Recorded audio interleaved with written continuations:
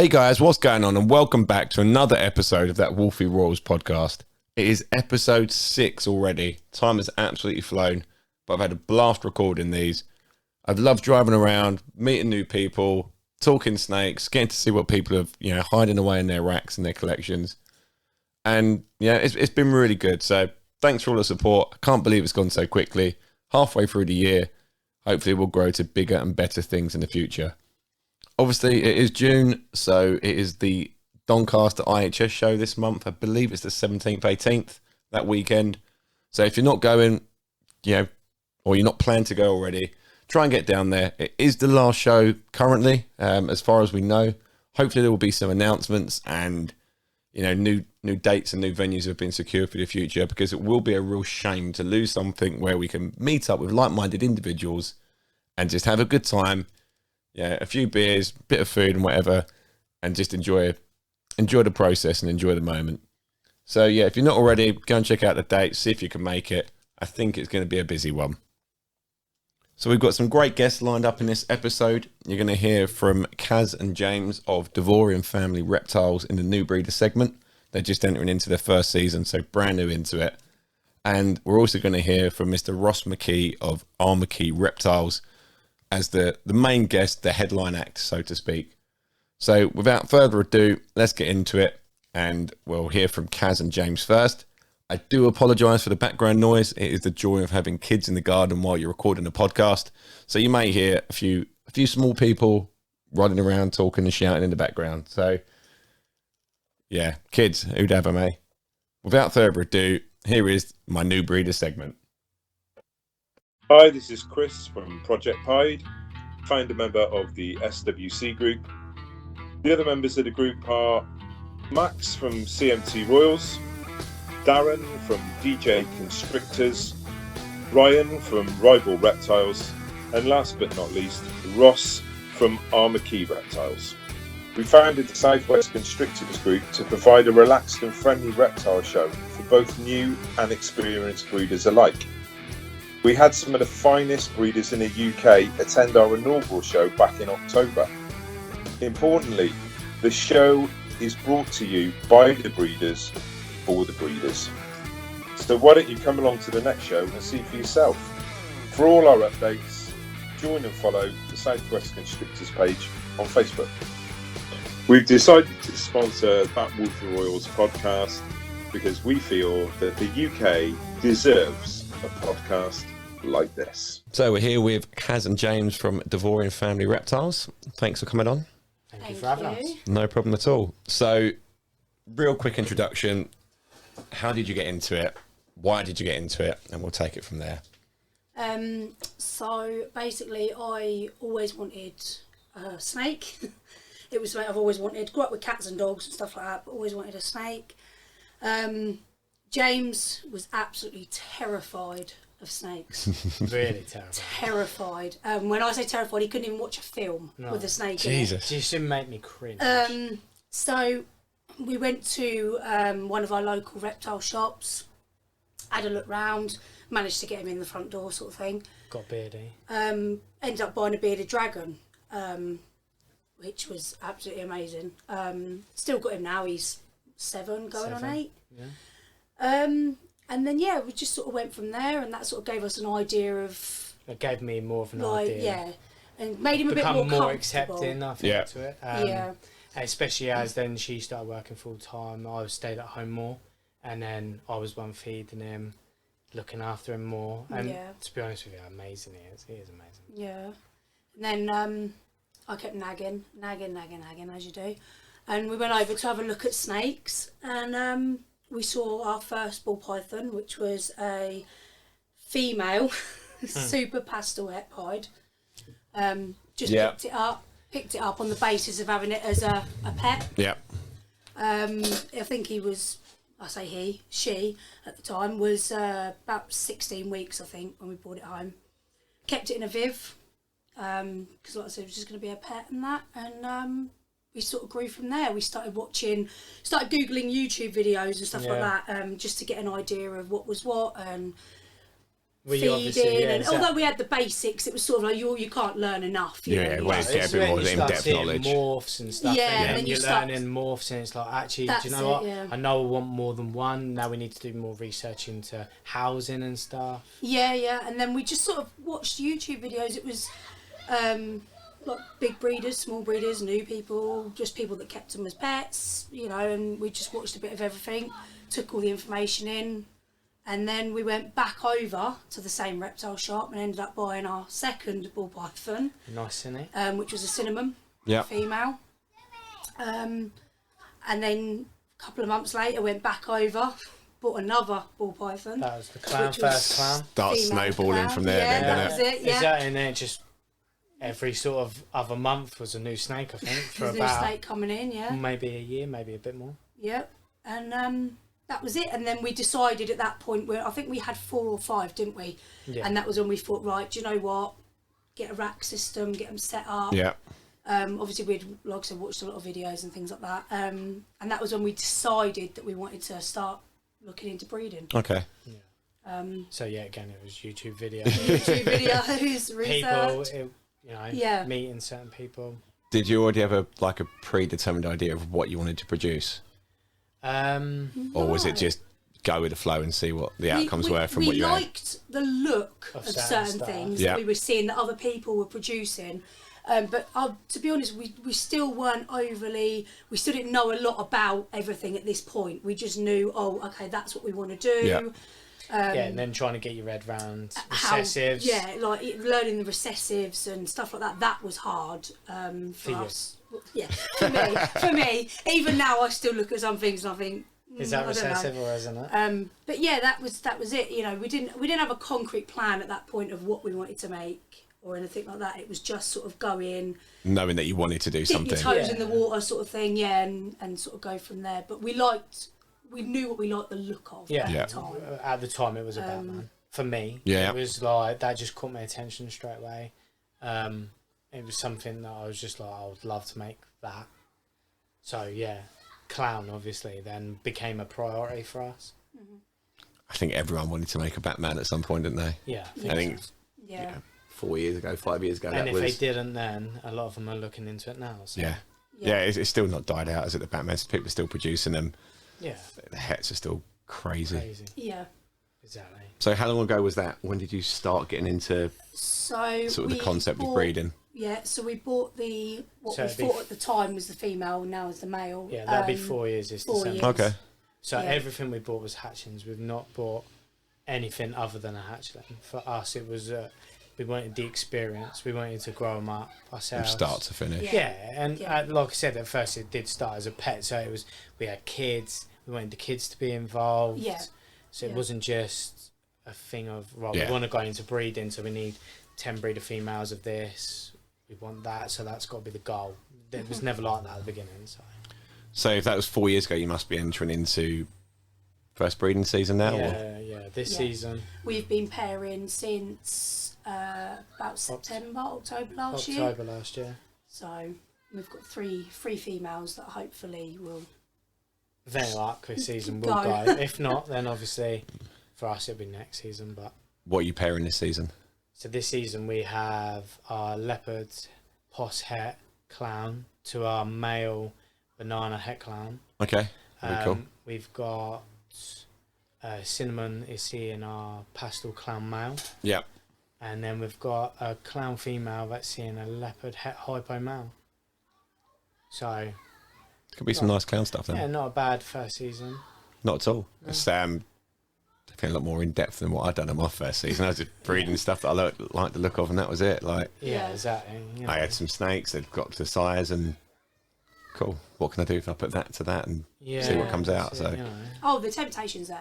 The temptation's there. Even now, we're looking at some of our females and going, well, we've got plans for you, but what if we put you to him, or what if we put, but we're sort of trying to stick at the moment to what we want to do, rather than sway to something else. Yeah. Because it's so easy to just sort of go, I'll pair that to that and that to that, and and just end up with all these weird, wacky looking snakes. But so, are you more heavy on recessives or codoms?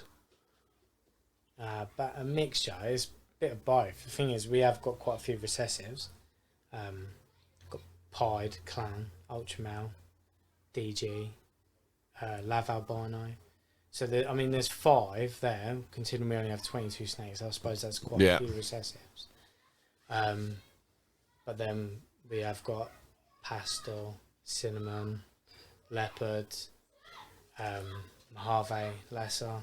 So we we've got a fair mix then. We've got a fair mix. There's still obviously genes that we'd like to add down the line. Yeah, but you're still working with quite a nice range, quite a spread of genes there, though. Yeah, definitely. And most of it, the idea will be to work with the stuff that we have. So once we've got a season out, maybe 2 seasons out, and then we can start adding more stuff.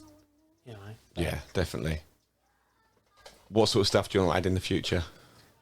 We want sort of like the dream genes? Well, we want blackheads. Chocolate's a big one that we would like. We ain't got GHI.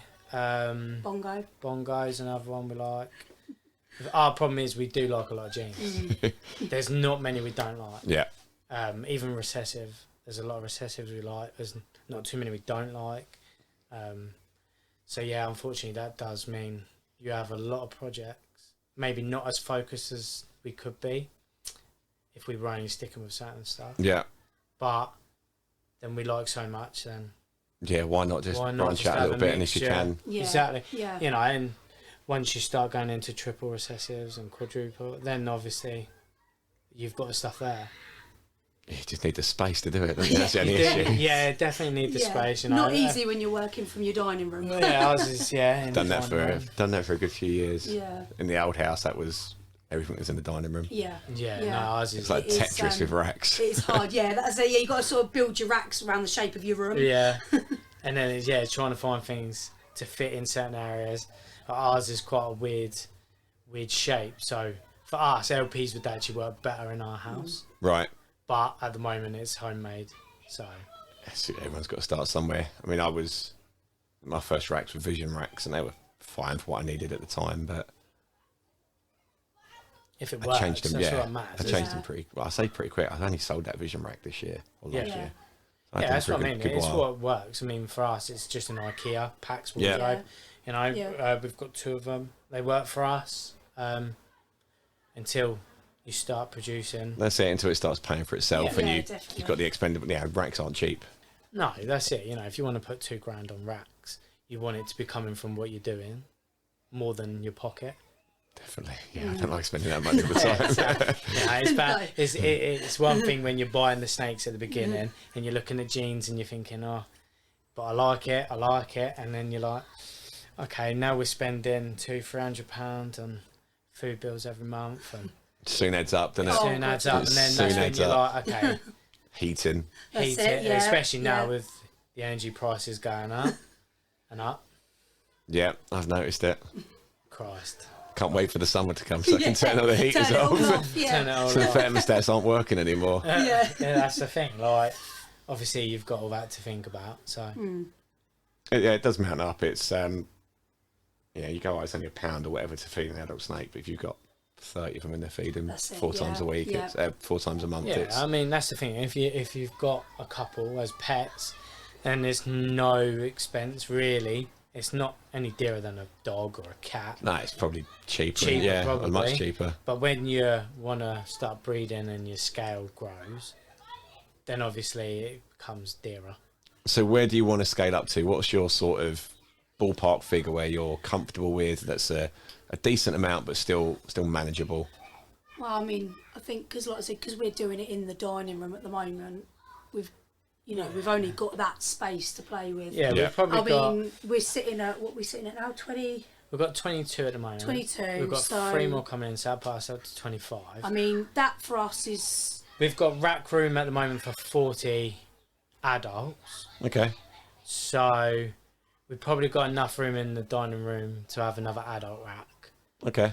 Hatchlings will be in the bedroom anyway, in our room. So there's enough room in our room for that. So that wouldn't be a problem. So probably from the house, we'd be looking at 60 would probably be where. Okay, that's a comfortable number. That's still a lot of work, but that's it. I think the manageable thing is size. You've got to keep it manageable as well. Yeah, I mean, we're lucky there's 2 of us. Yep. Some people there's only 1, but we both like it, and the kids do dip their hands in and out. when they can be bothered. You have to bribe them with pocket money. Yeah. Exactly, you know, as kids are, they want to one minute and then they don't. That's another. it. Yeah. So how have you found the breeding season so far? Any sort of trials and tribulations that you've experienced, or anything that you was sort of unexpected that you've had to overcome? Yeah, that you think you're seeing an ovulation every day. Yeah, it's one of them that because you are literally just like, pulling that tab builds? out and you're going, oh, an ovulation, and then you're like, no, it's not. No. I always mistake like the pre-swell, like the build. I always mistake that still. I go in, oh, brilliant. Yeah. I go back 2-3 days. That's it. Yeah, nothing. That's it. I mean, we had quite a large build a little while ago. Well, what we feel we felt it was a build. We wasn't sure whether it was an ovulation. Didn't look big enough from what we've sort of seen, but you just never know. She's gone off food, so she was eating regularly, so you just never know. I either see them early and I think they've gone earlier than they do, or I miss them all together and I open up and there's a clutch of eggs. That's the thing, like for us, it might have just been that maybe it was the end. Yeah. Maybe she was coming out of Ovi, maybe we missed it, and you know, it is part of of doing it, but so far for us it's all learning curves still. It is. We're learning like all the time. Yeah. It's like even pairing them, like we pair them together, and you're constantly thinking, have I done this right? Have I done that right? Yeah, you know, I mean that's the thing. Like we said, we've got 3 pairings. We did have a 4th, but she's just not interested in the male at all. You know? Happens. I've got some that like it. And unfortunately, our plans were swayed with the so she was meant to see the pastel clown, so it was like we really wanted the clown, but now she's not seeing him, so we're probably going to hold off for another season, and she'll probably now see our pied. So where was you sort of learning all about the breeding process from? What was your main sources of like knowledge and experience stuff from? YouTube was a massive learning point for us, and just other breeders. Speaking to other people. We got to know a few people quite early on in the hobby. Some are obviously still in, some unfortunately aren't. Just building up them relationships, talking to people, visiting people, you know. That was it really. Like I said, YouTube, watching YouTube videos, God, every day. Get in from work, watch a YouTube video. I've got loads to watch. I haven't watched for ages. You've got them on your subscribed, then you just get in, you're like, oh, I've got like 12 to watch. Yeah, and then sometimes you're like, give that one a miss. I looked the other day when I was on YouTube doing the podcast last one. I think it was like 296 videos. I was like, oh, that can wait. Yeah. I can't be bothered to do it now. We sort of prioritise. We go, oh yeah, that one will be good. So we'll put that one on. Then we'll do that one. That one can wait a couple of days. I used to be like really hot on it. Get in, watch them. Yeah, fine. I think through the pandemic, when everyone was not working, you had a lot more time, didn't you? Yeah, I mean, I was furloughed for like 6 months, so for me it was like we would watch YouTube all day. Yeah, like, just literally get up. Right, Billy's done one. Yeah, Justin's done one. And you just end up on there all day, don't you? The Justin ones are the ones I keep up on all the time. They're every Friday. So come home from work, just cool. We watch Justin chuck on the old Netflix. Every time he does one, Justin's is on. But yeah, we try and watch the ones that we like or we know more. So what are the best bits of like knowledge or little tips and stuff that you've picked up from them? I don't know really. Put you on the spot. Anything that you thought, I didn't think of that, or probably to make sure like with your plans that you have actually planned it, maybe. Yeah. Because like I said, like one of our girls she didn't like the male. So for us, because we didn't have the backup clown male, that sort of ruined what we wanted to do this season with her. So now it's just like you take another route. But it's always having that extra option maybe as the extra thing for us has probably been. And making it completely different to what your original plan was. Yeah, and if it ain't broke, don't fix it. Like it's, we use Lignocell and it's worked for us. We don't really want to come away with it unless we have to. Yeah. Yeah, I think also patience. Like, obviously, I know when we first come into it, it was like, you start watching all these breeding videos and you're like, oh, it looks easy. Like, I just chuck a snake in with a snake and job done, do you know what I mean? And then, like I just said just a minute ago, you go in now and you're like, is it an Ovi? Is it not? Is it? You know what I mean? So it's just learning to be patient. Do I carry on pairing? Yeah, this is it, like, for us, the 3 girls that have locked is amazing. The one that didn't was like, oh, for us, it was like, okay. I still get that. Like, best laid plans and things, you go, if everything goes, I get a season of 20 or whatever. And what you want. Yeah. And you end up with maybe, if you can get 60%, 70%, you've had a really good season. Yeah, that's it, you know. So for us, like, and as this season is our first, it is like, if it doesn't happen, it doesn't happen. Yeah. Yeah. There's no rush, which is probably good. I mean, if you've gone for 4 and you get three pairings, 3 ovulations, 3 lots of eggs, 75% ain't bad. Yeah, exactly. And bad odds at all. That's it, yeah. Most people would take those sort of all season long for those odds. Yeah. Yeah, I think that's what we've said now. We've just said, right, we're just going to go with it. If it happens this season, it does. If it doesn't, it doesn't. You know, we just keep going. Yeah, and the thing is, like, with us English and our weather, it's so up and down. I think that's probably made our mind up this season that if they don't go yet, we'll just keep going. Yeah. Just keep pairing, because our weather's so up and down anyway, it doesn't really matter. Yeah. No, I breed all year round. If I've got stuff that I really want to pair that is showing signs and it's the right weight and it's doing what it needs to be doing, then I'll pair it and see what happens. I try and stick to the seasons as best as possible, but you can't always. Also, if you're breeding a lot and you haven't got the room, you need to stagger it and do it in 2 or 3 goes, because if you end up with 20, 30 clutches in the incubator, not everyone's got space or time or anything for that. We've got space for 3, so that's what we attempted 4. Yeah. It was like, you know, the chances of them all going at the same time maybe not quite as high. So, you know, to have 3, that would be full, but we always there's other people local to us if we really needed to. We stuff. That's it, yeah. Best things and worst things about the hobby for you? Community is amazing. There's so many decent people in it, and you know, it's good to meet them and see their collections and their plans, which sometimes inspires your own plans. Yeah. Well, yeah, I don't know, really. Worst things, probably the price of snakes now. Price of energy, price for us now, going forward, is a bit of a nightmare, but we know energy prices, unfortunately, it is what it is. Yeah. I think, that's definitely going to be a massive factor. I think that might see some people pull out. I think so. Or certainly people reduce them down. Collections might shrink because of it. You know, there's lots of factors like that. I think that affects everybody, though. It's not completely. Yeah. You'll get the few that, you know, money's no object, that will just carry on regardless of what it is. But I think everyone's going to be aware of it and going to have it in the back of their mind that, it's going to be what they say, £800 a year more expensive or something like that, aren't they? Yeah. So it's a fair old chunk on average. Jump. Yeah, that's it. You know, it is a big jump. But then, I suppose if you've got the right stuff coming out and you can, hopefully it will, even if you can only, you know, recoup some of it back for it. Yeah. You know, if you enjoy it, then it shouldn't matter. That's it. Any hobby costs money, doesn't it? And it's, whether you're playing football and you buy new football boots or you like racing cars and stuff, everything costs money. Everything costs money. Every hobby is not free, is it? No. You know, it'd be nice if it was. You know, we're lucky, I suppose, in our hobby that if we can recoup something, we can. Whereas some people can't. So plans for the future. Where do you see yourself in, say, sort of like 5 years' time? Where do you want to be? What do you want to have achieved? Obviously, we're working towards a few projects that we really want to do. So Ultramel, you're into the Batman. So projects like that.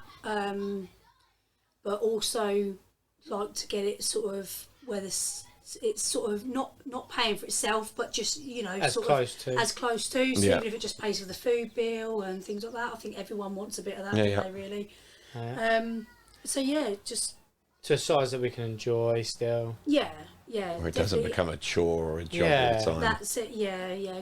Especially like obviously when you work as well, you've got to sort of fit it around your work life, family life, things like that. Yeah. So, but for me, I'd like to produce some more visual pieds. Clowns. Just, to put, like, in 5 years, I'd like to say that we've hit most of the stuff we wanted to. Yeah. And have new goals. Hopefully, that I think you've always got to have a new goal in it. Otherwise, once you've done what you've done, most people probably just leave. You need to be constantly progressing, don't you? Yeah, you want to progress, and in 5 years, who knows, maybe after that 5th year, you want to go elsewhere. I mean, you look at people like Paul who've got it as a business, and you know, everyone aspires to that sort of Yeah. level. If you can get it to a level where it can pay for itself, you can still enjoy it, and then you can take it that one step further, it becomes a business. I don't know so who you wouldn't haven't want got to to do go that. to work, Yeah. your working life is there, and you can still enjoy it. Then Everyone wants to be their own boss at some point, don't they? That's it. Yeah. But you've still got to have that enjoyment. Yeah. You don't want to come away from a job, make it your job, and then not enjoy it. Or struggle to to pay the bills and Pay make the ends bills meet and and things. Yeah. Yeah. Definitely. Anyone who says they wouldn't do it Yeah. full time, you know, if someone says to you like, "There's, you know, I'll pay you to breed snakes," whatever, no one's going to say no. No, You exactly. enjoy it, and That's the someone's thing. going to foot the bill. You know, and there's do it plenty of them. tomorrow. Yeah, exactly. That's the thing. There's plenty of them that do it, that you look and you think, I'd love to do it on that scale. yeah, Obviously, investment and stuff like that is a major part of it. So a lot of people probably don't do it for that reason. But if you can start getting to a point where you're putting money back into it and progressing, then why not? yeah, If no, that's where you want to definitely. go to. Yeah, definitely. Yeah. And like I said, I'd like to meet as many people as I can Yeah. in the community.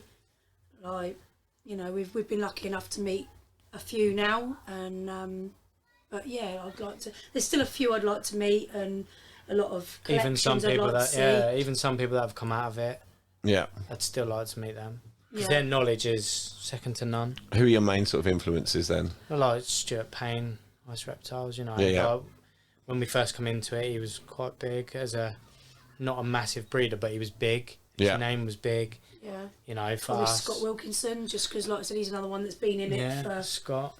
you know, a long time, and Yeah, Scott's got a great Crazy collection, and if you get a chance, go down and see it because it is really, Yeah, really. that's the thing. It's really eye opening to see how Yeah. things on that level Yeah, are yeah. sort of operating and stuff. And then you've got like Gavin, Paul Milner, you know, they're all on a scale, Dave Davis, they're Yeah. all on scales that, you know, if you can get to that and enjoy it and make the money you need to make it a business, then yeah, definitely. Dave's is fantastic. If you get a chance to go and see Dave's, get a chance to go and see Scott's, Yeah. yeah, do it because it's really eye opening seeing how things on that sort of scale work and how they make it manageable. yeah, I've been up to Paul's. That's fantastic to see as well, and just see Yeah. how different people do things and how different people perceive things as well Yeah. and make things work. It's really, really, it is eye opening because you take things away and go, oh, I didn't think of that. Like, Yeah, it or, takes why you haven't down I done different that? paths as well. Like, you know, we all like what we like, Yeah, but you see something that maybe you wouldn't have thought would look that way. Yeah. And then it's like, actually, you know, maybe I'll go that route instead. You know, there's some amazing stuff in people's collections. You know, Yeah. Darren Hughes's collection is insane. yeah, yeah, I've got a fair bit of it. And, you know, but for someone who's maybe not as big as like a Paul and Gavin and that, his collection is amazing. to He's look got at. some fantastic Yeah. animals. Yeah. He's got a lot of animals that you don't normally see. Yeah. And not in terms of them being extremely rare or anything like that, but just combos that you don't Yeah, normally see. And People don't work so heavy in certain stuff that he does. yeah, You know, Yeah. I mean, he loves his pied stuff and yeah, his champagne stuff's insane. yeah. Yeah. The champagne combos from that Tango stuff were by far the best champagne stuff, I'd say. Oh, That's it, you Definitely, know, yeah. and that's another thing. Like all the, you know, different genes that come into play and change things again. There's new combos again, so there's always going to be something there. Yeah.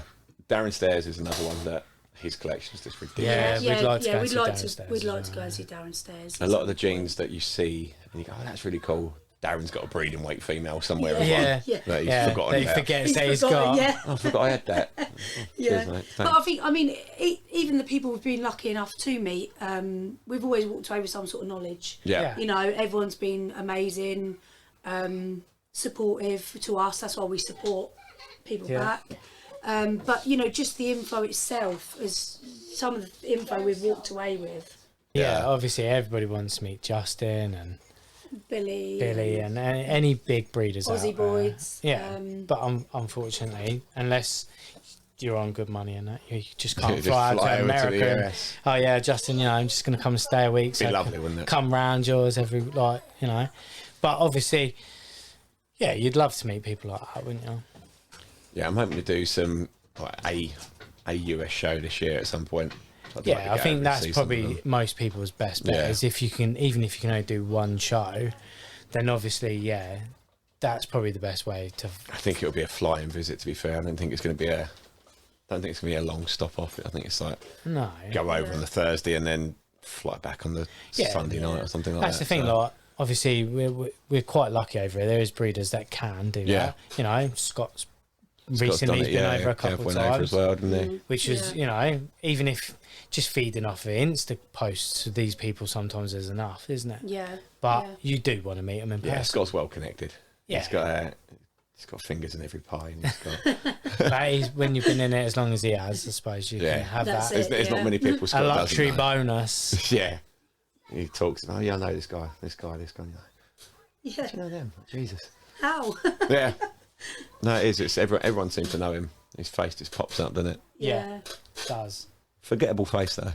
I don't know. We the first time we officially met him was at Marv's barbecue back last summer, and everyone was out in the garden. Of course, the front door went, and I was in sorting the kids out. And there's a knock at the door, and I thought, shall I answer someone else's door? And I thought, yeah, I'm going to have to. And I opened the door, and there was Scott Wilkinson. You can't imagine it's bright black and bright orange. Because he was sort of confused, as if to say, well, you're not Marv. Yeah. And I was like, oh my God. And I was like, yeah, the gardens are that way. That was good little time, that. Yeah, it was a good, like, obviously we had to leave early because of the kids and I had work early in the morning. Yeah. But things like that, just where you can meet people you maybe not quite get. Yeah, you wouldn't normally get the chance and to. it was nice to put faces to the voices and to actually see people face to face other than just for a TV screen. Yeah, like, or rather than said, their Instagram logo or something like that. Yeah. So I reckon I mean, most even Adam from TA Exotics, we've watched his videos and heard him on when like Sam had his podcast and things like that. Yeah. But we actually got to meat him, you know, which was nice. So yeah.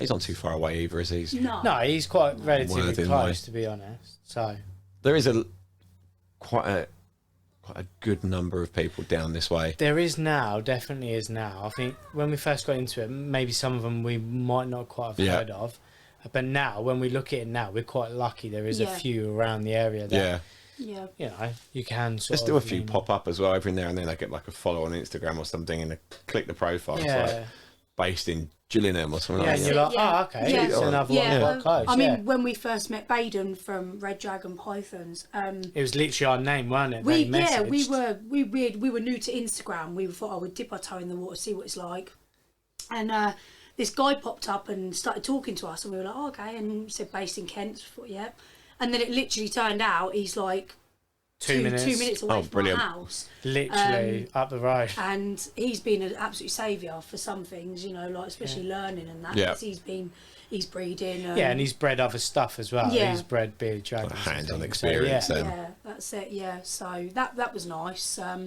So if we've got any major problems and everyone else is too far away, we can just pick up the phone and go help.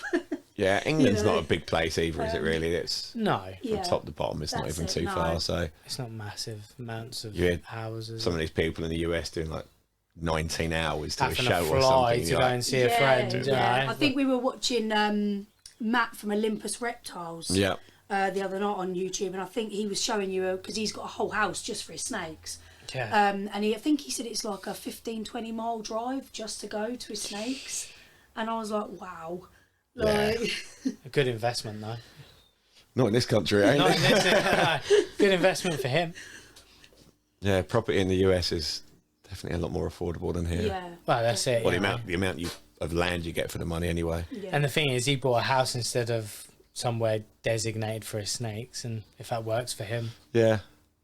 I suppose it's already set up, it's already insulated, it's ready to go, isn't it? Exactly, Electric's already in there. The funny part is, in the video as well, he actually said that the kitchen there is better than his own.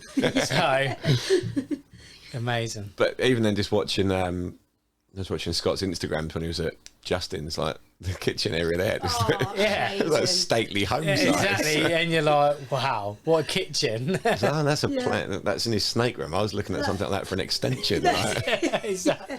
Or in your own house. You're like, that's my lottery house. I didn't realise that was just where the staff had lunch. Literally, when you see his whole facility on Insta, and you're just like, wow. So when you see the gates, and you're like, There's no money in ball pythons. No, there's nothing there at all. Crazy times. Yeah. So, mention Instagram. Where can people find you on social media? So we are mainly on Instagram. We do have Facebook, but we do like to keep that as our personal. Yeah. So that's more. I will upload pictures of the snakes and that on there, but that is more for like family time and things like that. But yeah, Instagram, obviously it's Dovorian Family Royals, but there is 2 profiles. Yeah. So you've got. And they've both got the same picture. Yeah. Oh, they did that. I think I've changed you've just mine. recently changed yours. Yeah. But yeah, mine actually has Kaz at the beginning. So if it's the one with Kaz, obviously that's me. And that's mainly just so that if she's at work or I'm at work, there's someone there. If you do, you know, want to talk or whatever, there's always someone there. That makes sense. Yeah. Well, I'm going to start wrapping it up for you. Yeah. We've been on for 35 minutes now, so thank you very much for agreeing to do it. Thanks for coming down today. Thank you. And see you again soon. Yeah. Hi, this is Andy over at Club More Reptiles in Liverpool, sponsoring the Woolfies podcast. We've decided to sponsor the podcast because we massively believe in the reptile community and especially royal pythons. So if you're ever in the Liverpool area and you fancy popping in to say hi and having a brew, then come on over. Anyway, back to Woolfie on the podcast. And there we have it, guys. That is James and Kaz of Dovorian Family Reptiles, based here in Kent. So head over, follow them on Instagram, check out what they've got going on. They are really supportive of everyone, you know, always commenting, always liking pictures, posts, etc. So go and do the same for them. And if there is anyone out there that wants to come on and do the new breeder segment, just drop me a message either on the breeder page or that Woolfie Royals podcast page. Or if you think someone would like to do it but hasn't got the balls to volunteer themselves, drop me a message. I'll get onto them and we'll get something sorted out. I love doing these podcasts, so you know, the more people involved, the better. So if it is something you want to do, but you're too nervous or you're a little bit shy, don't worry about it. Let's get it sorted out, and we'll get you on one of the future episodes. So now moving on to the headline act, we have Ross. And if you're not already, you know, in the loop, Ross has got some of the most amazing quality animals you'll ever see. He's got fantastic sunset animals. He's got some amazing looking clown and pied stuff. So without further ado, let's get into it. This is my podcast with Ross McKee of McKee Reptiles. If you're looking for an easy to use one-stop shop for all your reptile needs, then download the Ridgeway Frozen app on your smartphone now. You can order all your frozen rodents, substrates, thermostats, live food, anything you can possibly think of at the click of a button. While you're there, check out their website too at www.ridgewayfrozen.co.uk. And if you're in the Portsmouth area, then head into the Ridgeway Exotic shop and see the amazing animals that they have on display and for sale too. Also, check out the Ridgeway Courier app, making it as easy as it's ever been to transport your animals safely around the country with a licensed and registered death threat courier. Head over and check out their Facebook pages for all the latest information, news, products and livestock lists available. We are live. Here we are with Ross of McKee Reptiles. Thanks for coming on, Ross. That's all right, mate. Thank you for having me. And thanks for your hospitality today. No problem at all, mate. So, good to have you. Really, really easy. Mm-hmm. The episode before you, a new thing I'm doing on the podcast is the previous guests asked a question for the next guest on the show. Oh, okay. The previous guest was Darren Stairs. Yeah. Darren Stairs wants to know how big your field is. Wow, now it all makes sense. Class. I've never actually measured it, but it's a few acres. A few acres, yeah. We thought it would be. But now that's out of the way. Let's get. I'll never want to run out, mate. You know that's it. You can't have too many carrots, can you? And I like to make a good yield each year, so. Can never have too many. It's fine, mate. Thanks, Darren. It's the easy question out of the way, though. Get on. So, back to the snakes. Give us a brief 30-second rundown of your reptile history. Right, so quick one then. Basically, I got my first snake 15 years ago. That was a corn snake. I think that's how a lot of people sort of introduce themselves to the reptile.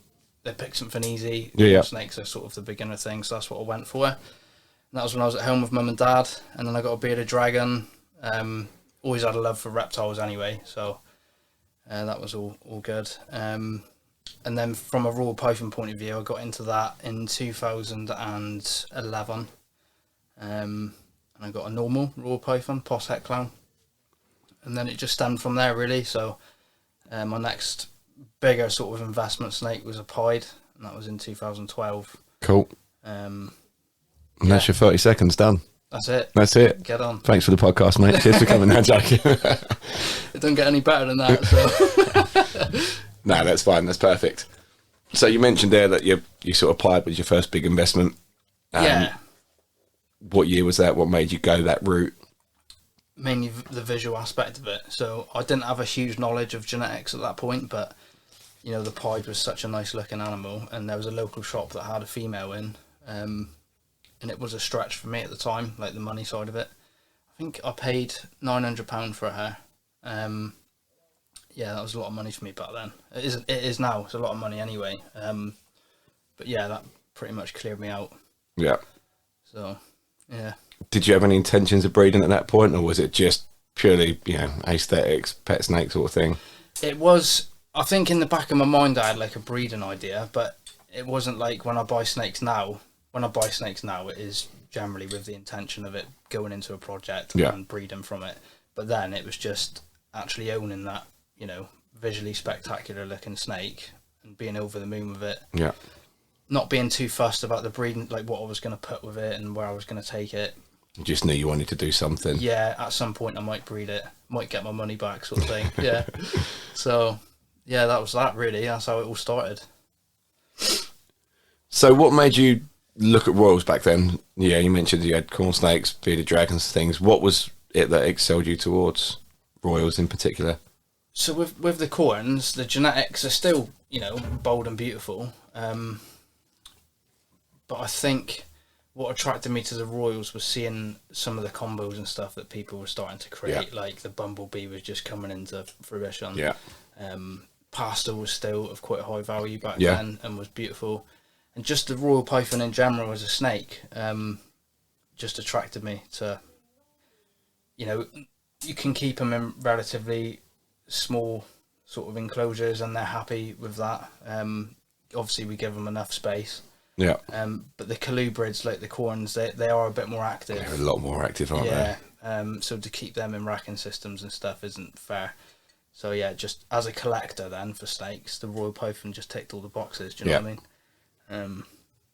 Yeah. Were there any sort of YouTube channels and things that you were watching back then? Anything that sort of inspired you to go that route?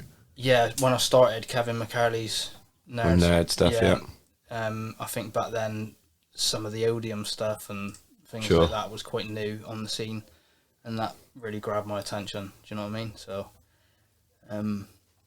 yeah, that's where my passion started for Royals back then. So we move on from the pied. What was your sort of your next progression? Where did you go with that, and then how sort of quickly did you scale up? I think after I bought the pied was when I noticed the Bumblebee, and then there was another local shop that had a pastel and a spider, so female pastel, male spider, the Bumblebee maker. So I went for that, and yeah, it just went from there. I bred those. You know, I didn't produce anything that set the world on fire. I don't think I even hit a Bumblebee. I produced some spiders, some pastels, but you know, I was over the moon back then with that sort of snake. And it was just the experience of actually hatching stuff. Yeah. You know, that was all new to me as well then, so that was awesome. And then where did it go from there? My next sort of bigger investment after the pastel spider was the GHI Mojave. Okay. And I got that from Nerd, and you know, I ran that across things like pinstripe and a yellow belly, which is where the eruptor came from. Yeah. And that blew my socks off. That was the first. It's a great looking animal. Yeah, it was the first like combo that I hatched myself, where I was blown away by like my own, you know, hatchling. It's very rewarding, isn't it? It was then, yeah. It was awesome. And at that point, there was no incentive for money, you know, no like, oh, what's this worth? It was just a case of I was taking photographs of it just because it was like beautiful. Do you know what I mean? I think it did grab a bit of attention, that one, the eruptor. And there was a couple of GHI yellow bellies in the clutch, which equally they were beautiful, but not quite as striking as the 3G. What sort of year was that? I want to say 14. Okay, so yeah, a good, what, 8 years ago. Yeah, quite a while ago. Wow. So where did you get from the point then where you're, got a few snakes to scaling up to where you are now? How long did that sort of take you? Was it quite a quick process, or was you sort of quite deliberate with dragging it out? It was a bit of a drag out, because I was in like a little 8x6 wooden shed at the start, and then when you get holdbacks and stuff, it soon mounts up, doesn't it? So I outgrew that shed pretty quick, probably within a couple of years, and that's when I built this one that we're sat in now. I built this in 2016. Okay. Moved in 2016, and then got the new racks in, and I've just filled it up from there really with various projects. Obviously stuff that I brought in as well has filled it up, but a lot of it is holdback stuff that I've been working with for long term sort of thing. So where would you say you are with sort of the sweet spot of numbers and where you want to be working in here? I'm probably pretty close to capacity in here now, really, especially with a new season on the horizon, because everyone's got holdbacks every year, including myself. And sometimes I end up selling stuff that I don't really want to sell just because I'm conscious of room, space. And that rack that's behind you now is probably got a few empty tubs, but then by the time I move stuff from this FB40 into that one, and then grow out from the ARS 10s into the 40s, new season going into that it is going to be full. So where do you want to be in terms of clutches a season? What's your sort of number that you can work with?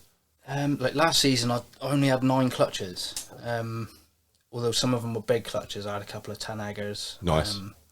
So they, it's surprising how quickly that fills up a rack. So yeah, it's 10 is a good number really for me. I'm not really looking to go any higher than that. 10 clutches is plenty. Like my incubator would probably hold, what do you reckon, 2, 4, 6, 8 comfortably, and then if I doubled them up, 16 if I really packed it in. You get a good few in there. Yeah. So, like Dan, he's out in the garden at the moment, but he's probably got 20 clutches on the horizon. Yeah.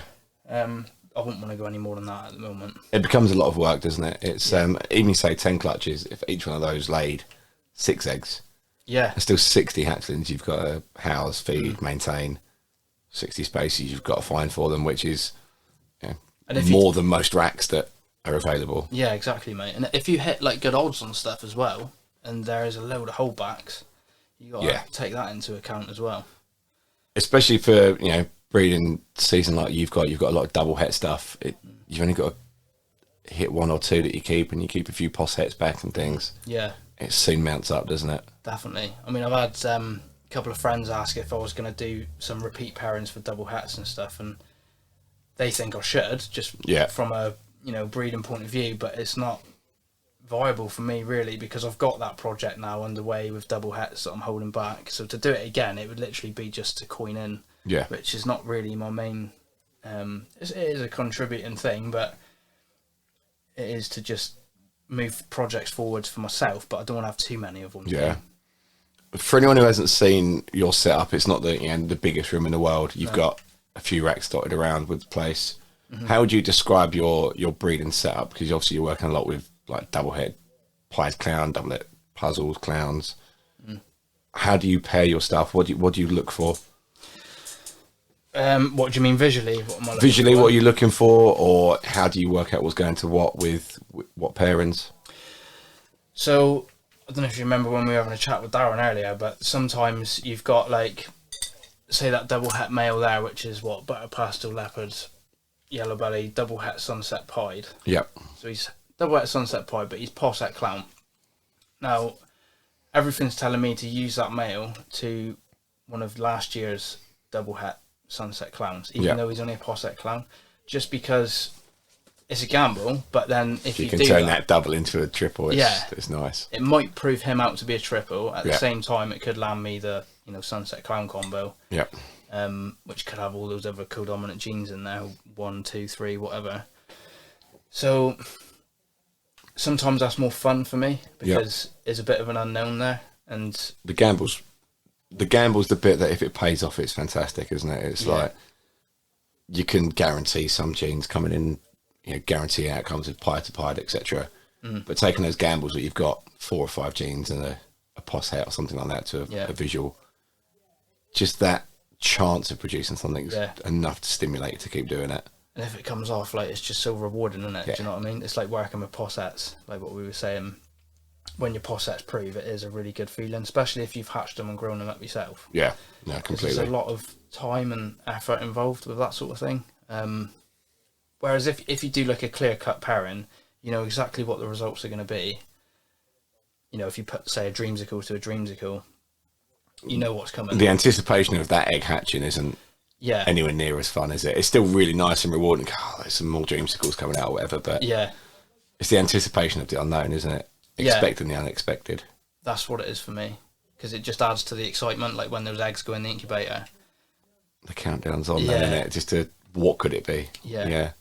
Whereas when I know what is going to be in the clutch, I'm not really fussed about waiting for it. Yeah. Whereas I like being like a kid at Christmas, sort of waiting, like, you know, is it going to happen? Isn't it? It is quite an anticlimax when it doesn't happen, and you sort of like, you've missed or whatever. But yeah, on the flip side, if it happens, it is brilliant. Are there any pairings you have gone back and done repeats because you've missed your desired outcome? There must be. There is. I'm trying to think of them off the top of my head. I don't think I've gone back and done a repeat pairing, apart from when I've had a male as a backup and the original plan male hasn't done anything. I've gone, I'll just go back to the backup plan and do that repeat again. But I've not worked with double hets for long enough to go for that shot and think, I've missed it. Do I chance it again and go for it? This season I might do and see what comes out. But it's tricky. I'll tell you what I did do with I had quite a lot of POS sunset stuff, and I think 2 I've proved out so far, but there was another 3 from last season that didn't prove. Yeah. Which was a bit of a wound there, because I thought, having 4 clutches in the incubator, the rules of odds, I should have had 2 maybe prove out. Yeah. I only had 1 out of the 4 that produced sunsets, and those 3, it was a case of, do I try that again? To risk producing a little more that haven't proved, all similar sort of combos. Yeah. So I didn't bother, and what I actually done with those 3 females is I let them go to a friend who previously bought some hats off me. Okay. And he's going to have a go at proving them out again. Yeah. And we've come to like some sort of arrangement where we'll sort it out, when the time comes, if he gets lucky. It just, because we were talking about ream and stuff, and I'm a bit limited to keep trying all the time. It's better if he tries. And then you can work something out in the future. Yeah, exactly. So that was that. Apart from that, I've not really done a huge amount of repeat stuff, no. Okay. So obviously, I would say people are most familiar with you for your work on Sunset, especially in the UK. Yeah. I'd say for me, you're probably the originator of Sunset UK sort of stuff. I think for me, I don't realise anyone being involved in it for as long as you have. Yeah, I picked up the project at the end of 2016. Okay. And I think I was the first to produce a visual in the UK, which was in 18. Because what I did was the male hat was ready to go, but the females weren't. So I put that male to a couple of females. I didn't go mad. I just thought, I'll produce a couple of clutches of POS hats, hold them back, and that's where a lot of that top pro comes from. The co-dominant stuff. And the 2 hats that I have proved out, that's where they've came from. Where did you pick the project up from? Brad Bower. Okay. Yeah. In the States. I contacted Brad, and he sent me a bit of a list, and I seen he had, a couple of Lemon Blast hats and Butter Enchy hat. And I just worked out a deal with him and had him imported. What made you go for Sunset? What had you seen that was the sort of the icing on the cake that sort of tipped you towards it?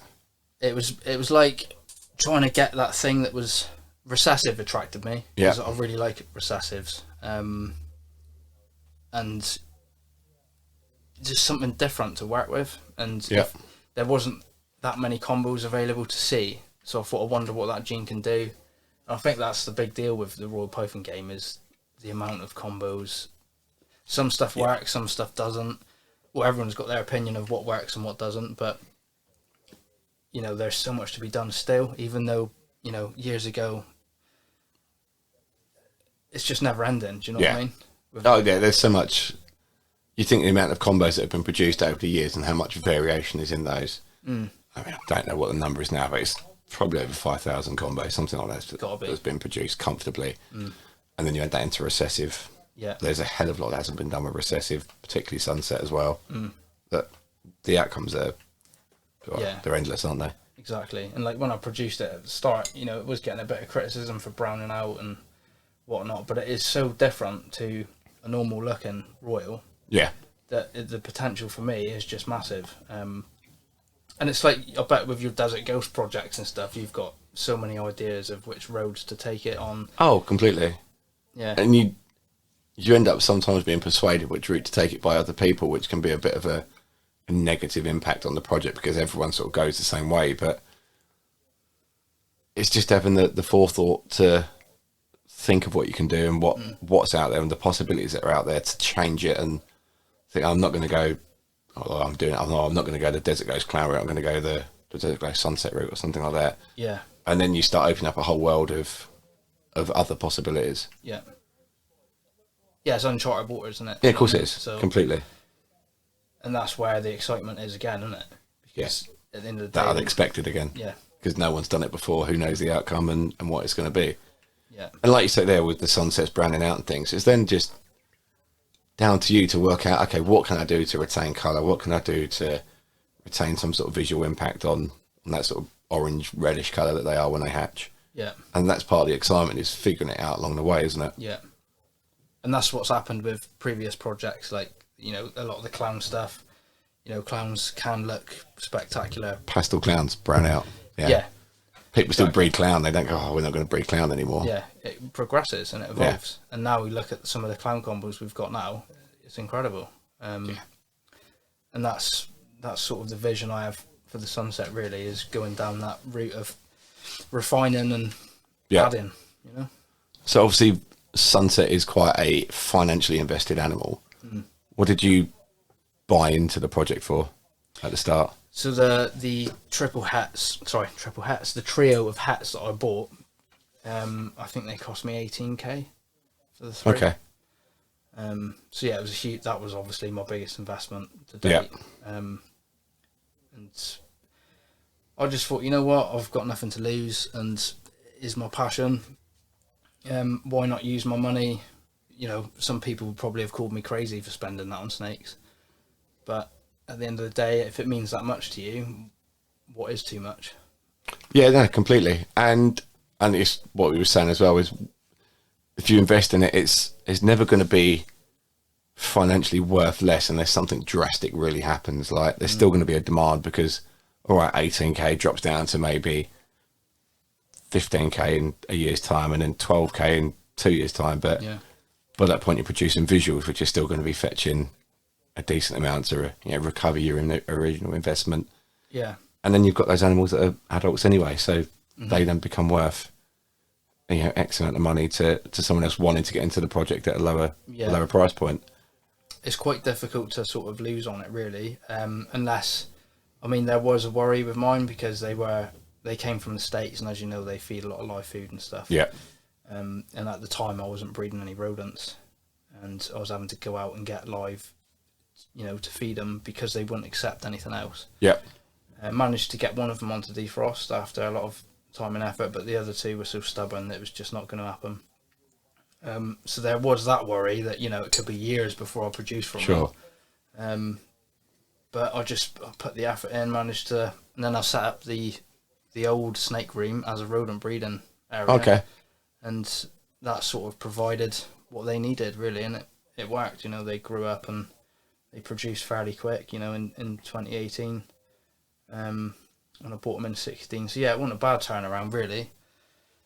So where are you going with the sunset stuff in the future? What's your plans and what's your sort of path that you're going down? I know you've got obviously the double hets and you've got some triple hets as well. Yeah, so I've got the triple het sunset albino pieds, which I'm excited about, but my focus isn't too much on the albino, it's more the sunset pied stuff, because I think that by the time we can try and get some of the other co-dominant genes involved, I reckon it is going to be incredible. Some of top left male up there. What's he? OD leopard, yellow belly pin, double belly het sunset pied. Yeah. Not much then. Not much. But I think if you look at just from the history of some of the pied combos, like OD, what's it, pin pied? Yep. How block orange the pattern is. Yeah. I've just got this vision of the sunset versions of some of that stuff is going to be, it's almost like the red and white snake is what I'm trying to achieve, really. Yeah. Whether it does that in the end, I don't know, but just paint it red like that bloke in Europe did. It'd be fine. Be fine. Colour, yeah. Yeah, I'll pop over to the range and pick up a pallet and. There you go. Get 100 grand, 100 grand a male, 150 a female. You'd be fine, mate. Yeah, just don't let it get wet. Oh, class. So are you getting sunset into clown as well, or is it mainly pied that you're working with? It's going into clown. I've got the double het sunset clown female. She's doing really well. I think she's building. I've just got a difficult choice now. She's been locked several times with the double het sunset clown male, but it's whether I then add one of the posset males to the mix just to see what happens. Yeah, make some visuals that could be double het sunset pied as well. Yeah, with some codoms, because obviously we've seen the sunset clown. Yeah. So that's what encourages me to maybe take that gamble. Is, you know, if I produce sunset clown, it'd be great because then that'll be a staple in my collection where, like, sure, you know, I can do other stuff with it. But it goes back to the thing of getting that new, you know, the new combos out. Yeah, the new jeans in there and work with it. Yeah. So aside from the sunset, what other projects are you working with? What sort of excites you going forward? Clown is, even though sunset is like a big thing of mine, clown is just, I just love clown, mate. Yeah. Honestly, like the combos and stuff that you get. There's some cracking clown animals in there. Yeah, and you know, watching people like Justin, that one he's just produced. What was it? We were talking about it earlier. Desert Ghost. The DG G-stripe clown. Incredible. Do you know what I mean? Like those hourglass. It's banging out triple visuals now for fun, isn't it? It's crazy. It is crazy, and that's what I love about this industry. Is it's because it's progressing all the time. It's always giving you new ideas and keeping you hooked on it. Do you know what I mean? Because there's always something new coming. But yeah, clown is the other one. So I've got like the special going in. Special entry yellow belly male. He's gone to like several females. And just to try and progress my combos really and make some cool stuff. And you got that spot nose vanilla cream growing up as well. Yeah, that's a cracking looking animal. Oh, thanks, mate. Yeah, credit to Justin Kaboka for that one because, you know, yeah, he's a new guy on the block, isn't he? I thought, produced a few in the past, Yeah, I thought, you know, who's this guy? I'll give him the benefit of the doubt. It's crazy, that thing. That's the caliber of animals that he's selling. That's what is he hiding in the racks? Yeah, because it's quite obvious that it's like, you know, what you see isn't always what's there, what's in existence. Do you know what I mean? I would love to know what's in the secret racks if he has got any. I think he's just so far ahead in terms of not even just snakes that he's sitting in the rack, just plans that he's doing and things that he's thought out and that he's going to put into existence. I think it was the Batman he sat on for 4 years before he released any of it. Yeah, and that's 4 years of growing up combos and then releasing them and going, look what I've done. I know. Yeah, the next minute he's got like a female sat on eggs, and it's like we've not even seen that combo, and there's one sat on eggs. And there it is, yeah. And that wouldn't be the only female that he's got sat on eggs doing work for him. It's crazy. And I love that. I think very clever and very it's a good way to do it. From a business standpoint as well, as taking genes that people weren't really that invested with. Spot nose you could pick up pretty cheap at the time. Yeah. Red stripe, when you'd done the Pompeys and the Magmas, red stripe was 2 a penny. Now you can barely find any. Yeah. It's always quite amusing as well when you see the big reveal and that underdog gene, and then all of a sudden all the people come out of the woodwork. Yeah, and up it goes, Yeah, I know Tony Gator profited massively with the Wookiee, didn't he? Did he? Yeah, when the Wookiee clowns come out and everyone was just going crazy for Wookiee, and it's like, I've got these. Yeah. I think Tony was saying he had something like, I know Tony bought in from Justin for some Wookiee stuff, and the first year it didn't go, and I think it got its go in its second breeding season, and that was the same year that Justin released Wookiee clowns. Yeah. And I think he'd put his Wookiee clown or his Wookiee to everything he had that was clown by then. I think he had something like 27 eggs, he said, or something. It's just Wookie stuff in the incubator. He's like, Class. oh my God. Yeah. Like, it's perfect timing, isn't it? Yeah, of course it is. Right place, right time. Yeah, definitely. And yeah, fair play to Tony. What's next for you? Are there any genes that you want to add, that you want to work with? Or is there anything that you've missed that you've gone, I wish I would have bought into that at the time? So much. Like, obviously, Darren's brought that hypo down. And hypo is a gene that... I had hypo clown, actually, a couple of years ago of Lawrence. Okay. And, you know, what a stunning double recessive female she was. And for whatever reason, I let her go. I did have in mind of putting the sunset to that to then produce more triple hets. In a way, I'm glad I didn't, because sometimes I do get fed up with hatching normal looking animals. Even it's though hard, isn't it? It's hard when you see people around you hatching out all these really nice recessive animals, whether it be clown, pied, whatever, and you're like, I've just got a pastel double het and a normal triple het or something sitting out. You're like, all right, you know, genetically it's powerful and it's going to be worth it in the future, but sometimes you just want to open the drawer and see something nice, don't you? See something pop out at you, which puts a smile on your face every time. But like I say, I didn't really have any massive ideas for that girl, so I let her go. But this one that Darren's brought down, obviously it's got the kill dominant genes in, so the OD, Enchi, Cine. So it's just going to make it a bit more interesting for me when I do actually breed it, whether they be hets or whether I put another hypo to it. I'm not a massive fan of hypo, and I think Darren's hypo stuff is some of the best that I've seen. Really? And there's times when I've looked at those animals, I've been around Darren's loads and I see them in a rack and I'm like, do I just buy it and just find something to do with it? Because it produces some great hypo stuff. That surprises me that you say you're not a big fan of hypo, because I always think it is kind of similar to DG, like in a way. And that's why I've always avoided it. Is it? Because it's like, I looked at about 2 years ago, I was like, right, what do I want to do with going forward? I don't want to work with loads and loads and loads of animals, but I want to work with animals that, one, look good, two, I enjoy looking at, and three, I can work with going down in the future financially and for myself. Yeah. So Desert Ghost was one that I sort of stumbled across, and I was like, I really like DG. It was pretty easy to pick up at the time for relatively cheap. And then I was looking at double hets, and he was looking at like DG clowns, which are basically non-existent at the time. But DG hypos were there, and they weren't a terrible amount of money. And I was looking at the DG hype, and I was like, would I rather a DG hypo or a DG clown? Yeah. Well, I want to do the clown. I didn't have any clown at the time, so I'm going to get into the clown. So that just sort of steered me away from hypo, because I was like, it's similar, but it's too similar for me. Yeah. So I was like, I want to do something completely different with it, and that's when I went. So do you think then it's kind of, for you then, would it be like a dead project trying to get hypo and DG into like a triple? You reckon you'd rather choose something else then, other than hypo? Yeah. I would rather, if I was going to do it in a triple, I'd rather go like a DG clown. I mean, you've got, Justin's done the Axanthic, he's done the G-stripe. It could work really well with like tri-stripe. It could work really well with, I think Ultramel could be a good one. Yeah, I reckon so. And one that I saw recently that I didn't think would really look that good was the Desert Ghost Lavender that Will at Royal Canadian had. Okay. And he'd done a side-by-side comparison of just a straight lavender and a DG lavender, and the difference was like night and day. And I was like, okay, I didn't really expect that.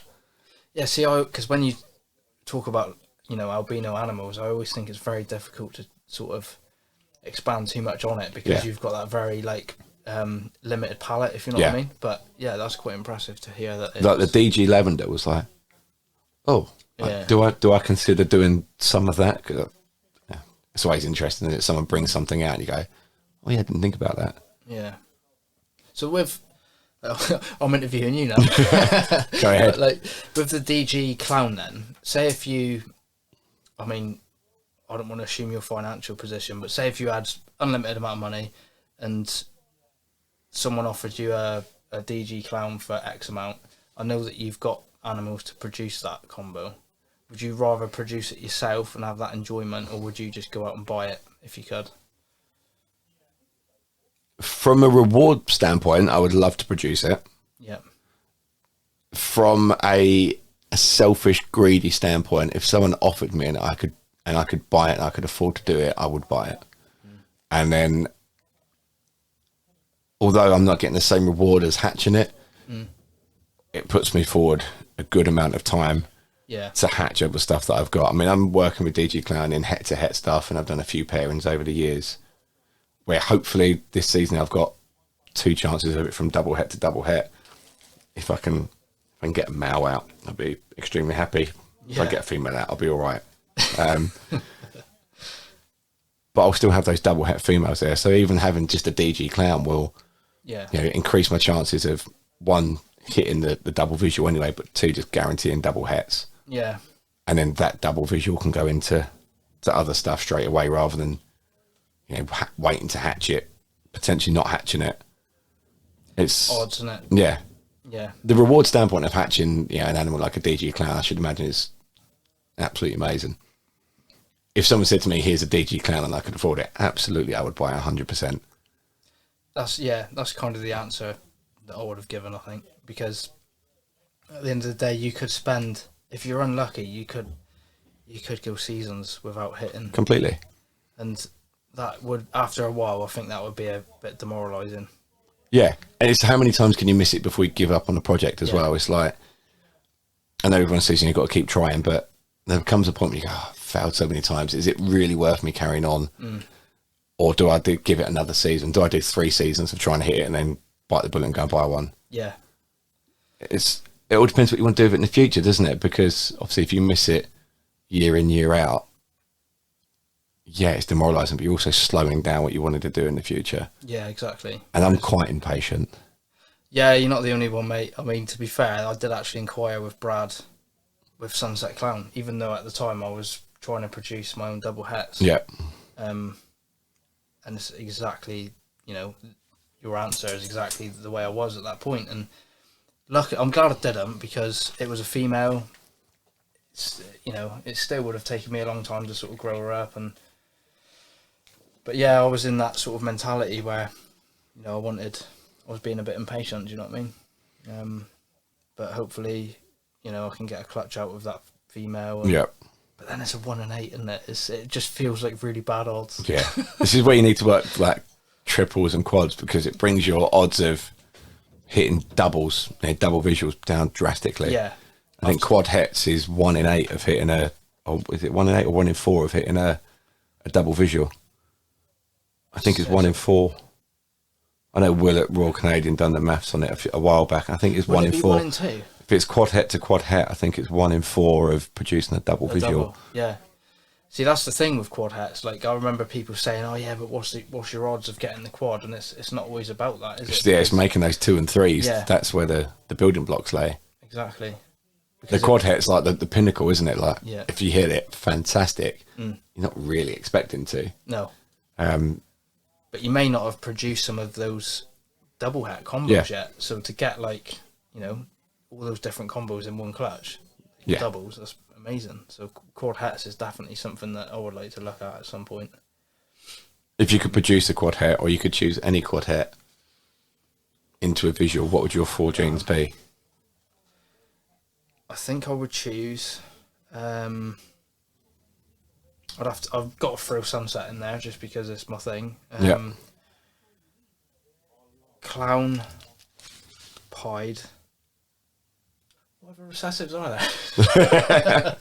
there?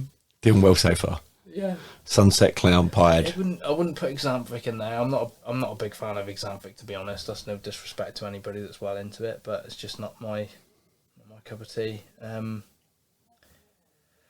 Monarch. Okay. Just because. Yeah. One that not a lot of people are working with either. Yeah. Or, Ultramel just as well. I like Ultramel. Ultramel Pieds. Love Ultramel Stunning. Pieds. Yeah. I've seen so many. It's a project I've considered getting into, but, you look at all these different ones and you just can't have them all, can you? Yeah.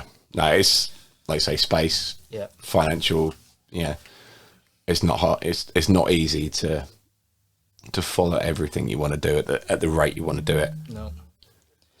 Maybe one day, but it's nice. Like nice lottery win. Yeah, plenty of space, plenty of racks, no work. That's the dream. That's the dream, yeah. But I've forgotten what I was going to say now. I had something in my mind. Never mind. We'll come back to it we'll later. Come back to that, yeah. So what's like the 5-year plan for you? Where do you want to be going forward in 5 years? So my next sort of stage in the hobby for me is we're going to move house in the next few months, hopefully. So our house is sold. We found the one that we want. So when we move in, I'm going to have to do the garage job to get it up to a snake room standard. Yep. Get everything moved in there. Probably going to buy 3 new racks. Okay. Just to get some more capacity going. And then that's going to be a game changer for me with holdbacks, because I'll be able to keep a lot more than I normally would. So yeah, that's quite short term. That's within the next sort of year. So like in the next 5 years, I'd like to think that room is then filling up.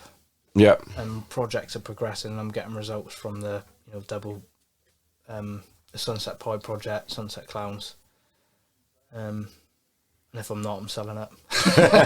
That's it. 5 years and I'm done. If it's not brought to me in my lap in 5 years, I'm done. No, so you mentioned that you want to get sort of more racking and increase capacity. Where do you want to be at in terms of sort of breeding weight females that's a manageable amount for you sort of going forward? 60 would be perfect. Okay. For a long-term goal. Yeah. Which might seem like not very many to, I know some people have got huge collections, but still a lot of work. Yeah. It's a lot of food. There's a lot of cleaning. When you're using certain substrates, there's a lot of substrate. That's enough for me. 60 breeding weight females, every clutch is 5 eggs. Yeah. It's 300 babies. Yeah. It's a hell of a lot of work. I know. I like the idea of having, because I don't know what your sort of female goal ratio is year to year, but mine's, I think last year I did 16 pairings. Yeah. I got 9 clutches. Okay. Which was less than I was expecting. Sort of similar to me. I'm working on 17, 18 this year. Yeah. That if I'm lucky, maybe if I can get 12 to 15 going out of that, I'll be quite happy. Yeah. Sweet spot. Obviously 15's the ideal. That'd be really nice. Or if everything goes, that'd be really nice. But I never think everything's going to go. There's always a couple of females that are always borderline as to whether they're going to go or whether they're going to make weight that season. Yeah. For me, the sweet spot, I've got enough room for currently 45 breeding weight females. Yeah. I don't have that many yet, but I'm working it. I'll keep some stuff back this year. It's nice to have that space to grow into, though, isn't it? Like when you're at full capacity, you kind of feel a bit trapped. Yeah. Because you know that to add anything or to progress anything up, you're going to have to let stuff go. And like say if I had the 60 adults, yeah, that's not to say that I'm expecting 60 clutches. Yeah. It's, if 50% of them went, that's a lot of clutches. Yeah, 100%. So obviously you've been around for quite a number of years now in the UK hobby. What are the biggest changes that you've seen since you came into it to where we are now? For a start, the combos, it's ridiculous how much that's changed. Like I remember chatting to friends about like, have you seen this new 3 gene? Like, which was at the time, cutting edge sort of never seen before stuff. Whereas now that's quite commonplace. Yeah. So yeah, the combos have come on a really long way. I would say the racking and stuff like that. Like, okay. When I started, I just homemade racks were fine. They worked no problem at all. They were good at insulating, keeping the heat in. But there seems to be a drive now for everybody to have professional racking, which it is so much easier to use. You don't get the sticking tubs and the freedom breeders. Were there many commercially available racking systems available at the time? I mean, I think my first racking systems were Vision, and that was probably 5-6 years ago. I think the Vision was the first. Yeah. Of the easily available ones. Yeah. Which I think is what I went. Yeah. Before I got these ARS and the LP, I had the Vision racks, and they were fine as well. Heat cable, which I wasn't a massive fan of. I only just got rid of mine. Have you? Yeah, this season or last season. Yeah, you got on fine with them. I got on fine with them. It lasted me for years. It was a great little starter rack. It was a little custom built one. It was a few levels of V18, a few levels of V35, and a few levels of V70. Worked me down to a grand as a little startup thing. It gave me, it gave me a flow through different sizes, and it allowed me to there's my females, there's my males, there's some hatchlings, holdbacks, etc. But you quickly outgrow that. It snowballs pretty quickly, doesn't it? Oh yeah, 100%. But yeah, that's probably the main things I've seen.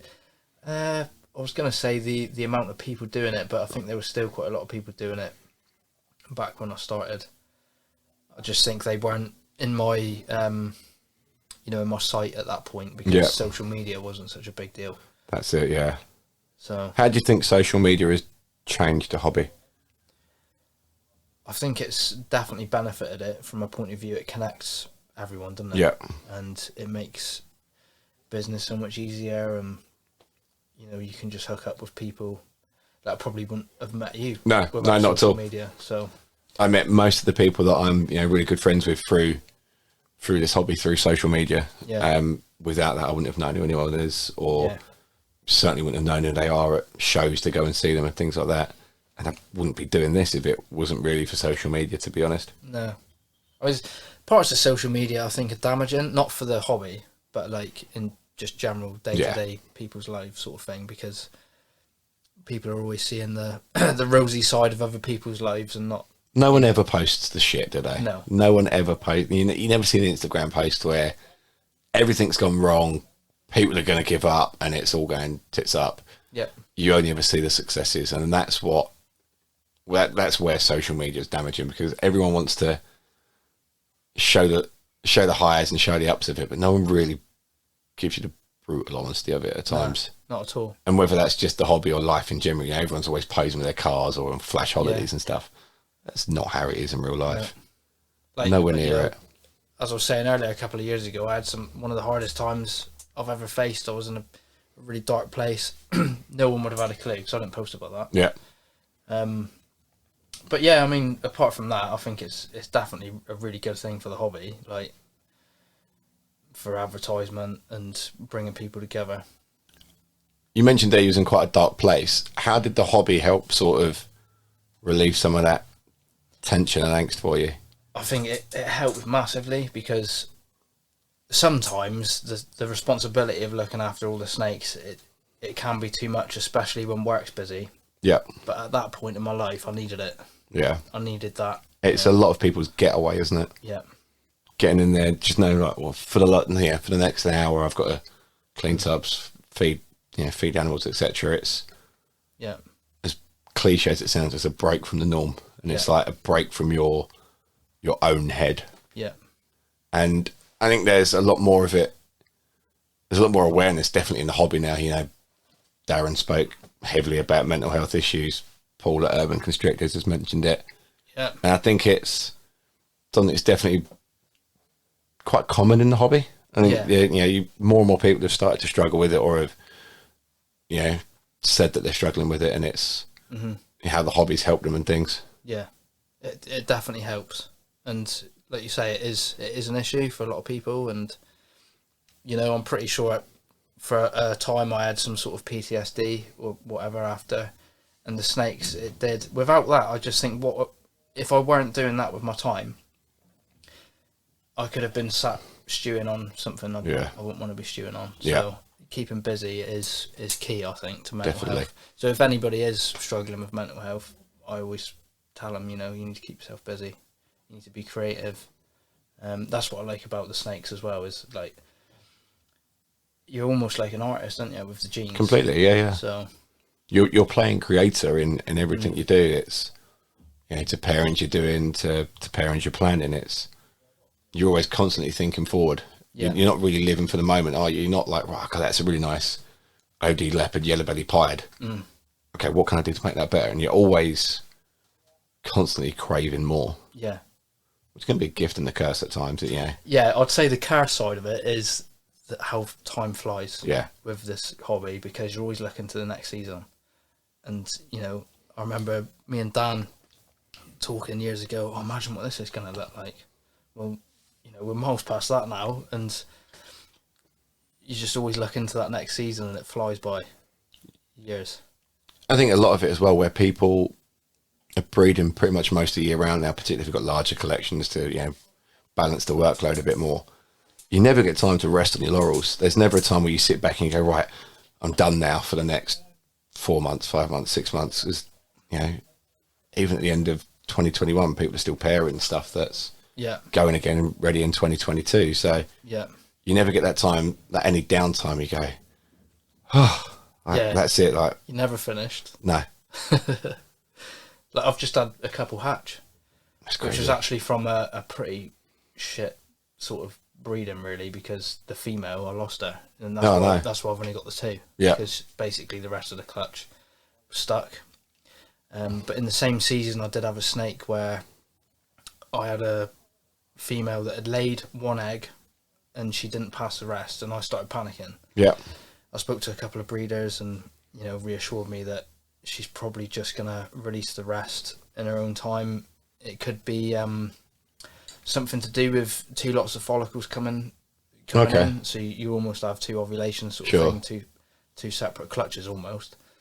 And she passed the rest, and I was more than happy with that. And I thought that this second female was doing the same thing, but she wasn't. She had issues. And the really sad part was that I lost her with the rest of the clutch, and I got those two babies out of it, and it's the first time I've experienced. It's hard to take. There's a lot of heartbreak that can happen in this hobby, but unfortunately, that's part of keeping live animals, isn't it? It's you never know the future. You don't know what's going to happen, and it doesn't really make it any easier. But it's like, shit, like that's happened. You've just got to bounce back from it, haven't you? And 100%. And in a way, it was a good thing. Obviously, that sounds horrendous, but what I mean is, it's now taught me that if that happens again, I need to be on my toes as to whether is that an issue or is she going to be fine. Yeah. And I do kind of know the difference, because the first female, you could see the rest of her clutch was down by the tail, down by the vent. Yeah. Whereas the second one, when I checked in on her when she was struggling, it was quite high up. Yeah. So I've got that experience now to know what's going on, if you know what I mean. Yeah. So it's not all bad. I've learnt from it. Whether I would have been able to do anything to help her out anyway, I don't know. It's nature, isn't it? Yeah. And it's brutal. Someone said to me once, you get livestock and you get dead stock, and it's true. It happens. It's a very black and white way of saying it, but sometimes that's the best way of doing it, isn't it? Because as much as we try to help them as the best we can and stuff, sometimes there is just things you can't control. And like you say, sometimes you get livestock, sometimes you get dead stock, and it can change in an instant. It could be an overnight thing. I mean, I'm quite grateful that I don't know how long I've been breeding for now, a decade or just less, whatever. But that's the first time I've experienced the whole egg binding clutch issue. Do you know what I mean? And I think that's not bad going, really, because I have had quite a few clutches, so I wouldn't like to know how many, probably in the hundreds, I don't know. But you're going to get that issue at some point, aren't you, if you're doing that? And it could be your first clutch, or it could be your 100th clutch. Yeah. There's no rhyme or reason to it. No. And a lot of people say, it's breeding smaller females makes them egg bound. From a lot of stories that I've heard, it's generally the smaller females that have been okay. It's those females that have bred before are slightly bigger that have encountered the issues. And that's the same as my experience, because I've bred a load of first timers with no problems, whereas that clown that I lost, she was proven. And a big girl, so probably dropped decent sized clutches in the past, and you didn't really expect any issues. Yeah, nothing. Strange how it comes around, isn't it? Really strange. So what other things would you say the hobby has taught you? It's taught me to try and tolerate different people. Yeah, you know what I mean. I'm still learning that, and learning to try not to be so uptight with certain situations and things that go on, and what else has it taught me? It taught me to be patient. I was already quite a patient character anyway, but it definitely teaches you patience, this hobby. Yeah, because it tries your patience at times as well. 100%. Patience. What else? That's probably it, mate, to be fair, I would say. I'd say they're probably the two most common ones, is like patience and perseverance for me. Like you say there, sometimes you just got to keep going, no matter sort of how you're feeling, you know, what your circumstances are, you're responsible for everything that's in here, and the goings on, and that sort of perseverance to keep battling through, and patience as well, because it can be testing at times, whether it's something not eating, females that you want to go, not go in, or not lock in. You know, it's the little things, and sometimes they're really trivial, but it can grind your gears at times. Yeah, it can really grind your gears. Definitely. So, best and the worst things about the hobby for you? The best thing about the hobby is the money. No, I'm only joking. Millionaire. That was a full-on joke. It's a nice Ferrari you just bought, Ross. I'll never get bored with hatching royal pythons. Yeah. It never gets boring. It doesn't matter what number clutch it is. No. That excitement of them coming out the egg is still fantastic. You know, you see peppage or whether you're cutting or whatever, because, you know, I'm on neither side of that. I don't care. No, I don't. If you I really cut, want to know, I'll go. If not, whatever. Yeah. I'll just let them. But anyway, yeah, never gets boring seeing that. It's rewarding. I'll tell you the best thing for me, actually, is when you hatch a female, you grow her up, and then you see her sat on eggs in a few years. It's just, I think that is amazing. Because I'll look back through my phone at the photographs, and I'll see her as a hatchling, and then now I'm looking at her sat on her own clutch. Yeah, I've got a few females this season that are going that are ones that I hatch, and it's like that full circle, and it's good to see. It is really nice to see. Proud dad moment. Sort of. It means I haven't paid for another female either, so my bank balance is happy as well. Yeah, sweet. Yeah, I think that is actually the highlight for me, is the progression of, you know, seeing stuff. Yeah. Worst thing? Probably what happened with that clown. Yeah. Like I say, it's the first time I've experienced it, and it knocked my sort of. Not only did I lose a decent breeder female, but that clutch was one that I was very much looking forward to. Yeah. And it was taken away from me. So, like, it was probably going to be I mean, I proved out that Sunset Gal, which was a good season highlight. Yeah. But this last one was, you know, it was getting Confusion and other genes into clown, and it just would have been good progress for my collection. And as it happens, I didn't really get the best odds on those two that hatched. Right. Because I had that yellow belly looking one. Yeah, really strange looking. Yeah. So yellow belly het clown, and then the pastel Confusion het clown. Yeah. Which, you know, female, so not all bad, but I completely missed on visual clown. Cause she was, you don't know what could have been. Whereas I can't remember how many she had in there, because I remember palpating her and counting them, but it was probably 8, something like that. Okay. But I would have stood good chances of getting visual Confusion clowns and things. Yeah. I'd say that was the worst part for me. 3 best bits of advice that you would give to someone new coming into the hobby. Right, number 1, I would say, don't rush to breed. Enjoy the animals first. Yeah. Like, I've had quite a few messages before of people asking for, you know, almost business breeding advice. Like, where should I start, and would someone like me be able to sell a snake that's worth this much? Yeah. I think that is jumping the gun, man. You need to. If that's your main incentive, then you may as well not. You're going to lose. If that's your main incentive, you're going to lose straight away, because you've either got to go in really, really heavy with the investment, or you've got to go long term and slow. Yeah, I wouldn't dissuade anyone from investing heavy if they can and they want to, but I would just start by, you know, buy a couple of hatchlings, grow them up, learn the different quirks and stuff of the royals, like the feeding habits, and because they are all different, aren't they? Yeah, completely. Everything's unique. Yeah. Some will smash food all year round. Some will smash food in sheds. Some will, you know, get back straight on food after pairing, no problems at all. Yeah, and so I would say just start slow. Don't go straight in with the breeding mentality and trying to pump out clutches and make money. Before you go to point 2, you mentioned there about investing. Yeah. I was having this conversation with someone the other day. If you was a brand new breeder coming into the hobby, how much do you reckon you would need to invest to be sort of at the pinnacle in the UK? if I was being completely honest, I think you would need to invest quite a bit. I know my figure where I think you'd have to be around that point to have any chance.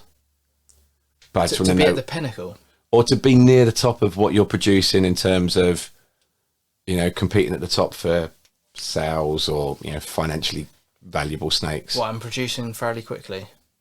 Not so much the time, but you know, if you said to someone now, right, you've got to invest X amount of money, and in, let's just say, hypothetical world, 2 years' time, you was producing top end snakes that those people it were would be an amount producing. Yeah, to sort of buy you a little collection sort of thing. I reckon 100k. Yeah, so I thought it'd be more than that. It probably is.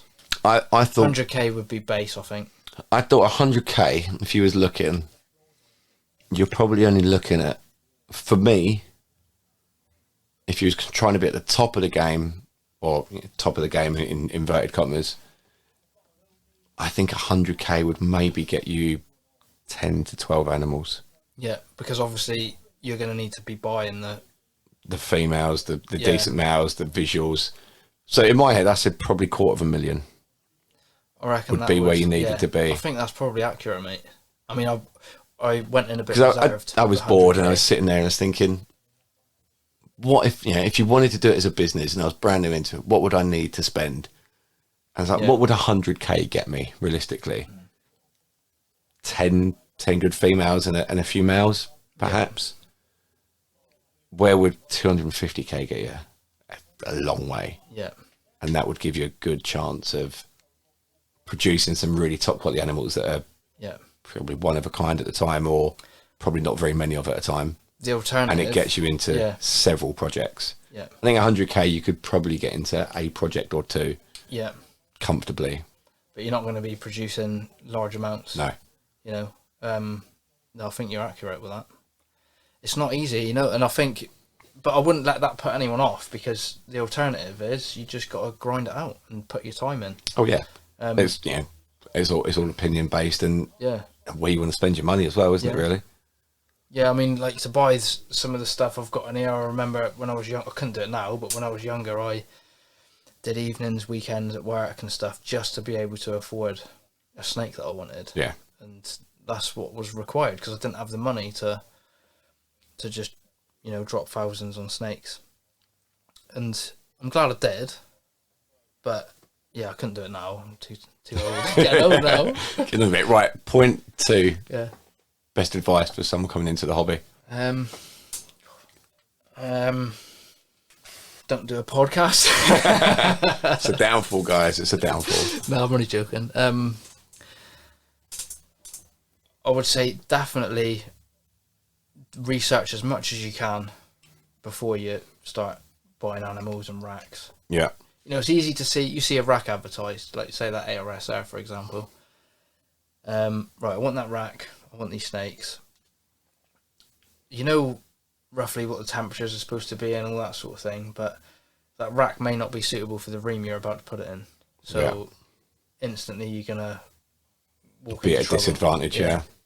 You might end up with unhappy snakes that won't feed, or even worse. So yeah, I would say, and research that from multiple sources as well. Don't just go off what one person says, unless they can show you some success and they use them as a mentor sort of thing. Do you know what I mean? So yeah, that's probably point number 2, is use a good mentor and research. Yeah. Number 3. Does there have to be a third? It does. It's my questions. I make the rules.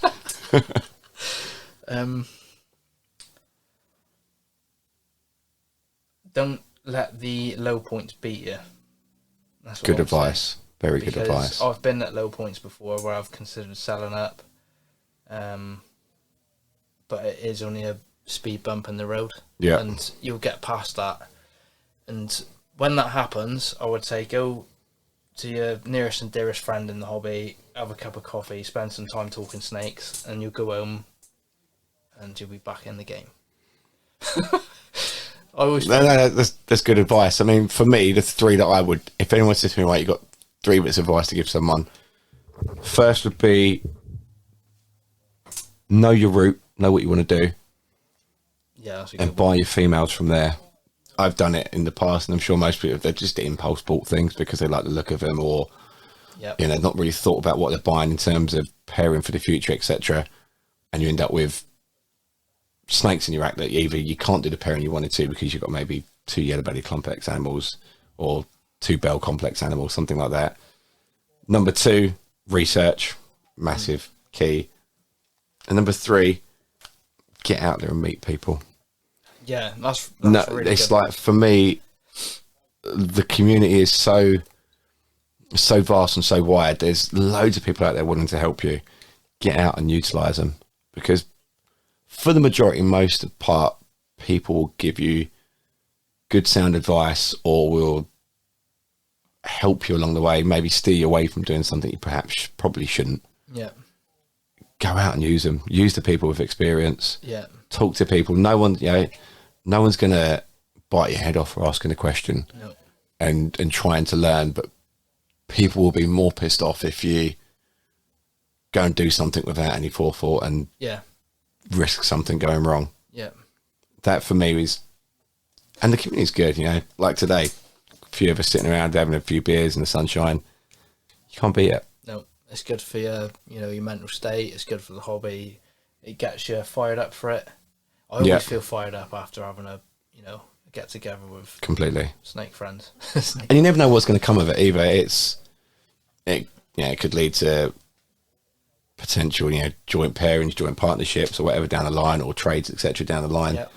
Get there and meet people. Yeah. Enjoy it for what it is and don't lock yourself away. No, because it isn't a one-man thing. No. It's not like, whether people consider someone to be the man or whatever, it's not. Without the community, it's nothing. Do you know what I mean? Not at all. It's a lonely place without the community. Yeah. It is really bad. That's why I always like to see other people do well, because the more people that do well, the more everyone's going to do well. Do you not find a lot in this, sometimes the negative side of the community is people see someone else's win as their loss? Yeah.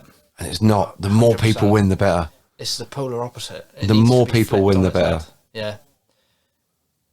Just because you've extinguished someone else's candle doesn't make yours shine brighter. That's It's such good advice. just one less candle. Yeah. If everyone wins and we're all going down that path together, the hobby goes forward, everything moves forward. Mm-hmm. It's crazy. It is crazy. And I see it time and time again on like social media stuff where, if somebody's just achieved something, and Yeah. they post it,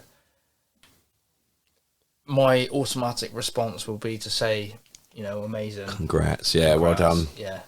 I see so many people say things like, here's mine, or I'm doing this.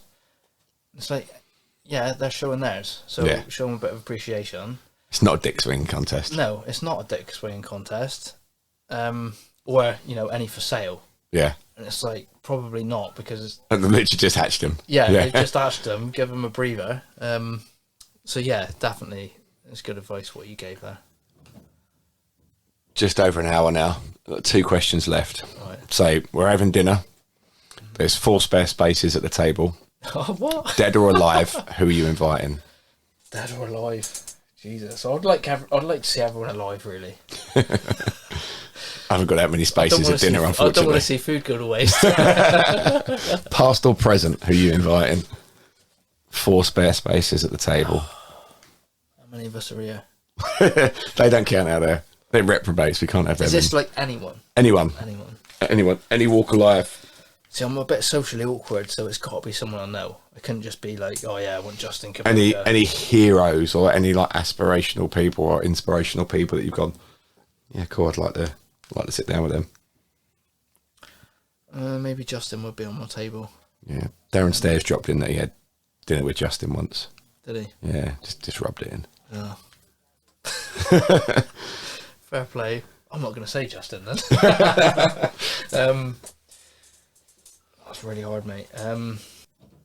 Any film stars, musicians, bands, anything like that you've gone, yeah, cool, they've shaped a part of my life or shaped an era of my life?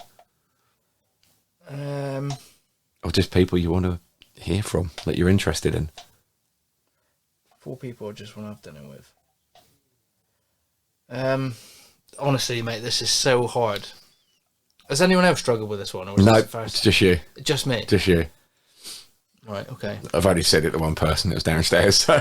What, and he just reeled them off? Yeah, he reeled them off easy. My missus, because she'll probably kill me if I don't invite her. Oh, I've got to have someone to do the washing up. I would invite Dan. Yeah. Because, especially when we're talking about the hobby side of things, because he's definitely my best mate, and he's always been there for me in that side of things. And we always have a laugh. You've got one spare spot at the table. One spare spot. Is there? Oh, I said Justin, didn't I? Your missus, Dan, Justin. Is that a crap free? No, it's good. You got one more to go. One more to go. Is there anyone that doesn't get on with Justin? Because that would be hilarious. I don't know.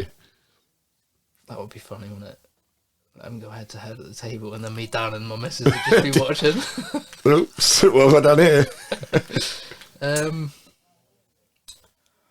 David Attenborough. Darren Stairs said that as well. Goes. Darren Stairs said, yeah. Well, you can have him if he's dead anyway. Just Oh yeah, dead or alive, he says. Yeah, dead or alive. He's such a legend, mate, and I almost worry about, because he obviously is getting old and that. Like, it is going to be such a loss for the world when he dies. What's he in his 90s? 90, 95, 94, something like that. He's getting on a bit, that's for sure. He might even be older, actually. Yeah. He's got to make it to 100. Yeah. Has to. Legend. Letter from the Queen and everything. There we go. I'm surprised no one said Steve Irwin so far. Oh, mate. He would be one of Can mine. I get rid of my missus? Yeah, done. Yeah, Steve Irwin, David Attenborough.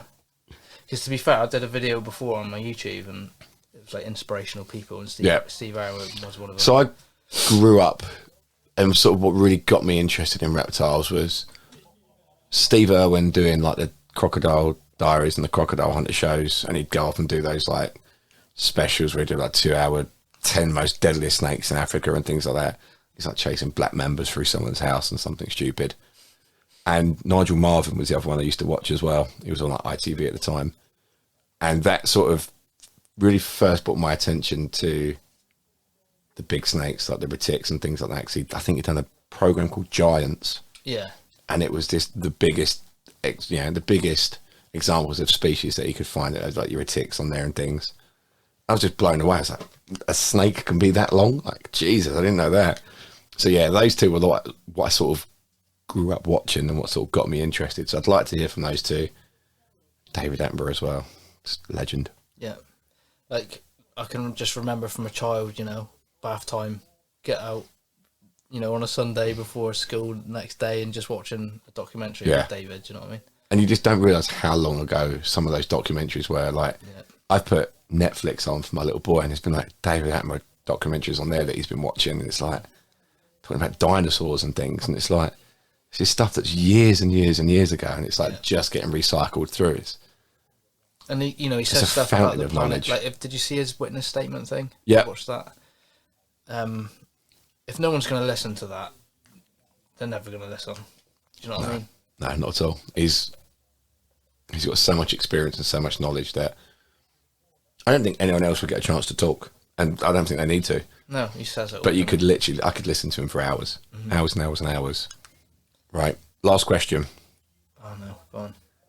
The next guest on the podcast, you get to ask them a question. Anything you want. What is that question? Who is it? Don't know. Hang on, Darren must have known. Well, Darren knew because he knew we were coming down here. That's not fair. You had inside intel. You can ask any question.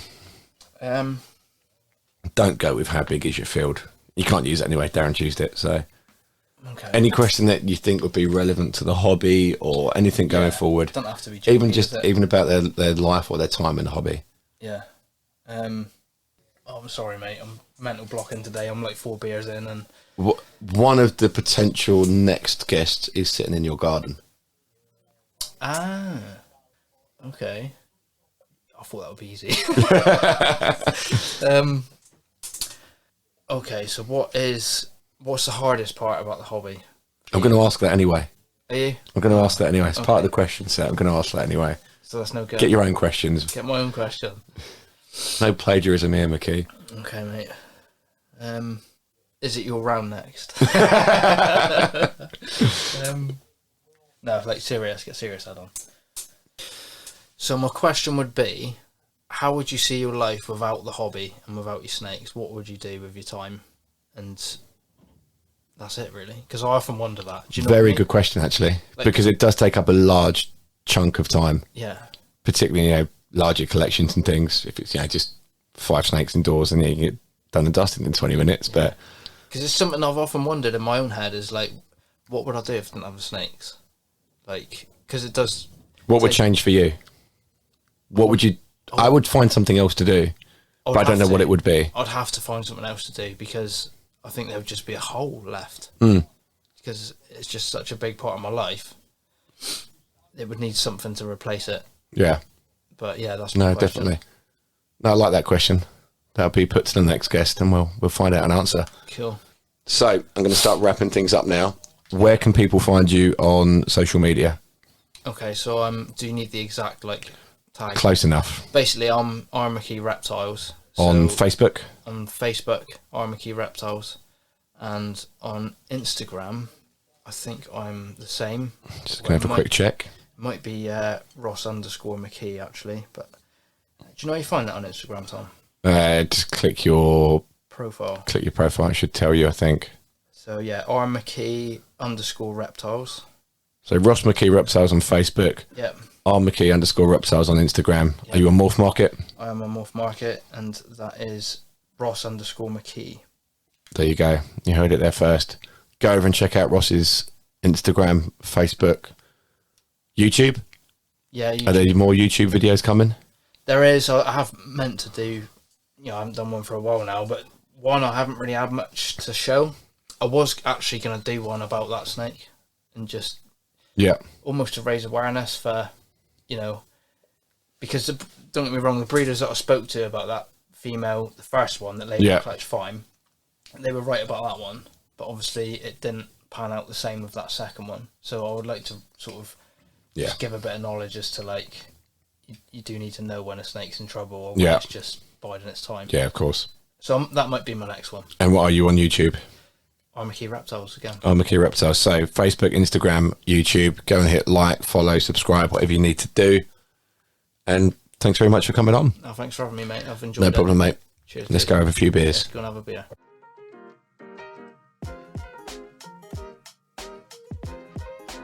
Hi, I'm Darren from Wild Rex, and you're listening to That Woolfie Royals podcast. If you're in the UK and looking for affordable custom enclosures, check out Wild Rex on Instagram and Facebook. Back to the podcast. There we go. That was Ross McKee of McKee Reptiles. I really hope you enjoyed listening to Ross there. We had an absolute blast recording that podcast. There was a few of us that went down there. It was myself, Darren Hughes, Darren Stairs, and Daniel Spanton. We all went out for a few drinks and a bit of food after, so it was really good atmosphere. If you get a chance to go down and see Ross's collection, it's absolutely amazing. The quality that he's got across these animals is fantastic. Just a quick mention, I have started a YouTube channel for the podcast. There is only one episode on it so far. That was Darren Stairs' episode from last month. It will just be the audio files only at the moment, with some pictures and slideshows across the top. So if you do want to listen on YouTube, it will be there. Hopefully, if not on the day of release, the day after. It just takes a bit of time to do. But if you do want to see what we're talking about when we mention some of the animals, they will be on pictures there already as well. Another quick thing to mention, I am still taking bookings for the US import and the EU import and export. So if there is any animals that you're looking at bringing in, drop me a message and I'll be able to send you all the details and the prices of everything there so we can get that sorted. So yeah, if you could head over to the YouTube channel, click like, subscribe, comment if you want to. I will be doing more on YouTube in the future, probably not this year, but I'm hoping that from 2023, I'm hoping to record all the podcasts as well so that you can see exactly what we're seeing and what we're talking about at the same time. So that's something that's on the agenda. So I just wanted to set the YouTube channel up to get a bit of support and get a bit of traction on that before I go, full steam ahead into that. But other than that, there's not much left for me to say, so I'm going to start wrapping it up now. So thanks again for listening. Thanks for the guests for agreeing to do it and coming on and giving me their time as well. We'll see you all again in another month's time. So that's all from me. Thanks for listening, guys. Peace.